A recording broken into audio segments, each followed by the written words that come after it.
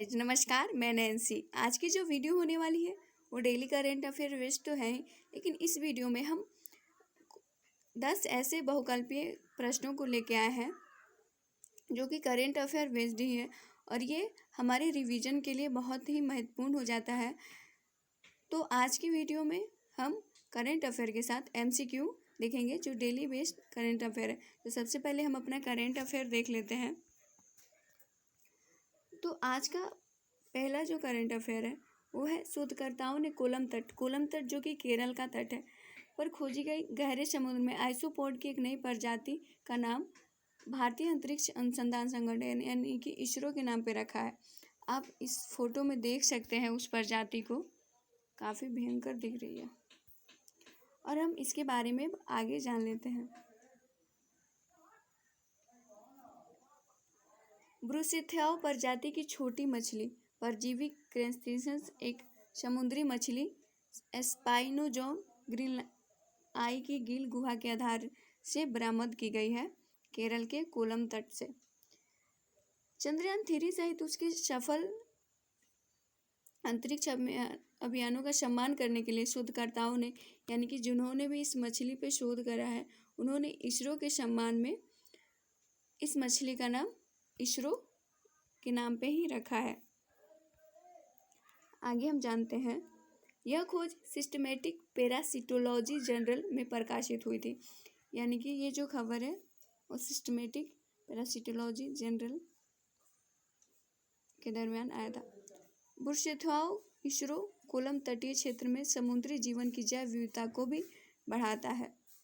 यानी कि जो बुरशेथुआओ प्रजाति है वो केरल के कोलम तट के जैव विविधता को बहुत अधिक महत्वपूर्ण है।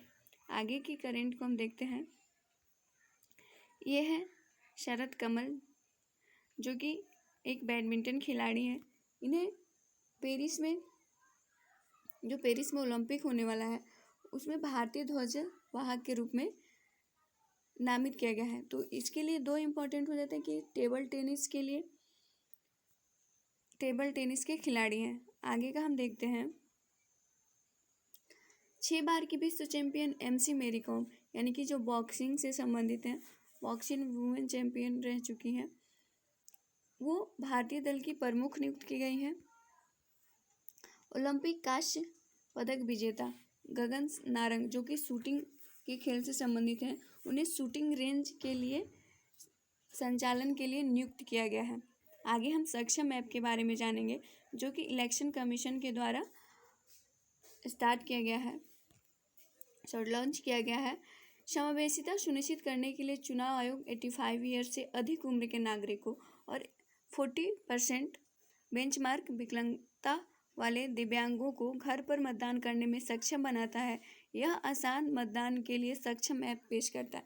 यानी कि जो भी 85 ईयर से अधिक उम्र के नागरिक होंगे या फिर 40% बेंचमार्क दिव्यांग होंगे उनके लिए घर पे मतदान सक्षम ऐप से अवेलेबल कराया जाएगा।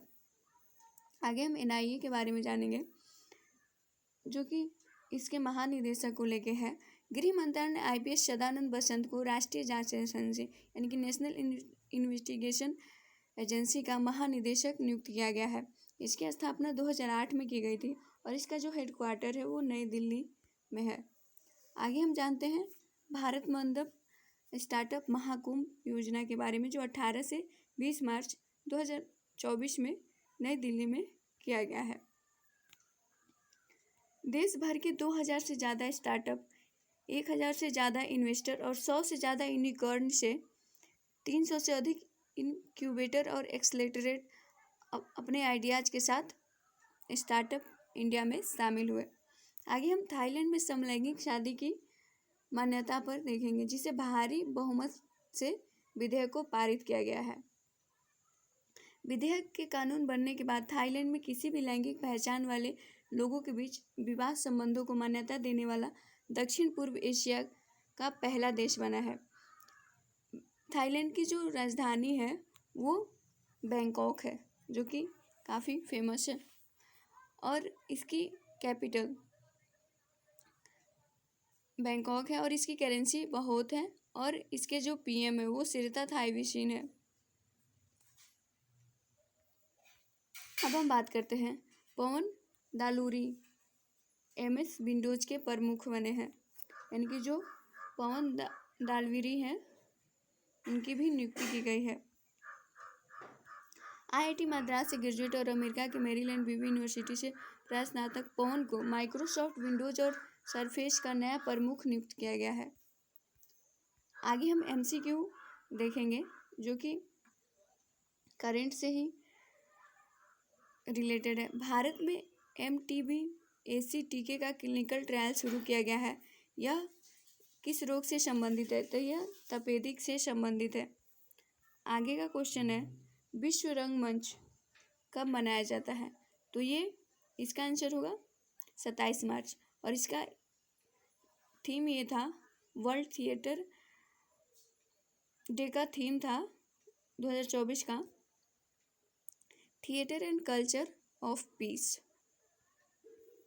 आगे जो क्वेश्चन है वो है कि निम्नलिखित में किस देश ने हाल ही में ऑस्ट्रेलिया की एसएन अकुश पनडुब्बी का निर्माण के लिए एक नया समझौते पर हस्ताक्षर किया है? तो इसका आंसर होगा अमेरिका, ब्रिटेन और ऑस्ट्रेलिया।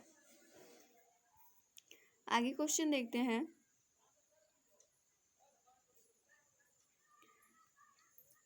WWT फीडर बेरूत स्पर्धा में महिला सिंगल्स का खिताब किसने जीता है? तो इसका क्वेश्चन आंसर हो जाएगा सृजा अकुला। आगे हम देखते हैं अमूल ने किस देश से अपना पहला अंतर्राष्ट्रीय कारोबार शुरू किया है?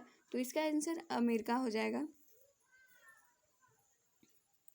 आगे हम देखते हैं हाल ही में त्रिशूल ड्रोन को किस कंपनी ने लॉन्च किया है? तो इसका आंसर होगा गरुड़ स्पेस।